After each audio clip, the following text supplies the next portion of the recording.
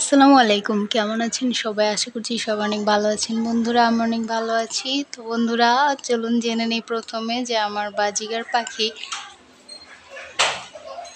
টুসি বেগম ও টুসু মিয়া এই মাসে কতটি ডিম দিয়েছে।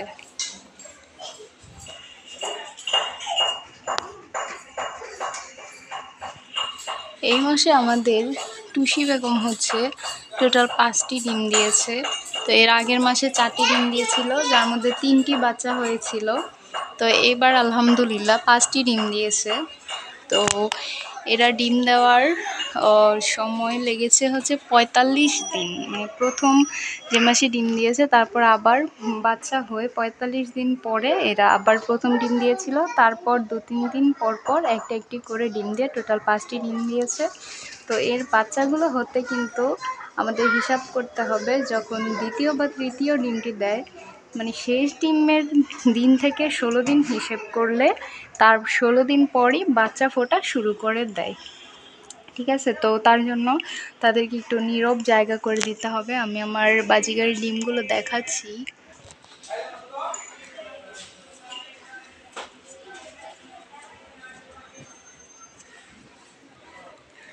ফিমেল পাখিটি ডিম নিয়ে বসে আছে, আর বাজিগার কিন্তু কবুতরের মতো দুজনেই তা দেয় না, এটা হচ্ছে মুরগির মতো।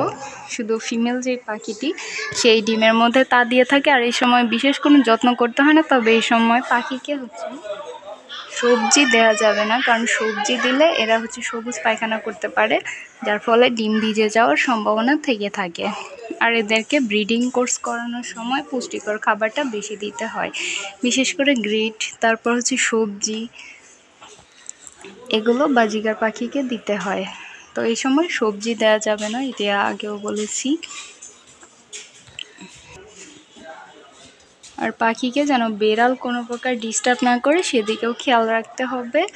আর হচ্ছে যারা নতুন খামারি তারা হচ্ছে বারবার ডিম চেক করা যাবে না, লাইটিং পদ্ধতিতেও ডিমটা চেক করা যাবে না, বারবার ডিম ধরা যাবে না, কারণ বাজিগারের ডিম একদমই পাতলা হয়ে থাকে আর ছোট হয়ে থাকে, আমরা বিষয়টা জানি, খুব শক্ত কিন্তু হয় না।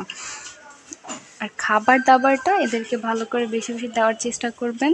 ভিটামিন জাতীয় যে খাবারগুলো, চীনা ক্রাউন, তারপর হচ্ছে পোলাওয়ের দান, সব কিছু মিক্সচারটা, সূর্যমুখী বীজ, এগুলো যেন ঠিক মতো থাকে এই বিষয়টা কনফার্ম করে নেবেন। আর পানিটা হচ্ছে যখন বাচ্চা হবে তখন 2বার চেঞ্জ করে দেবেন, কারণ পাখির যেই পালকগুলো থাকে সেগুলো কিন্তু পানির মধ্যে যায়। তো সবাই ভালো থাকবেন, আর আমার বাজিগার পাখি টুসু মিয়া ও টুসি বেগমের জন্য সবাই দোয়া করবেন। আল্লাহ হাফেজ।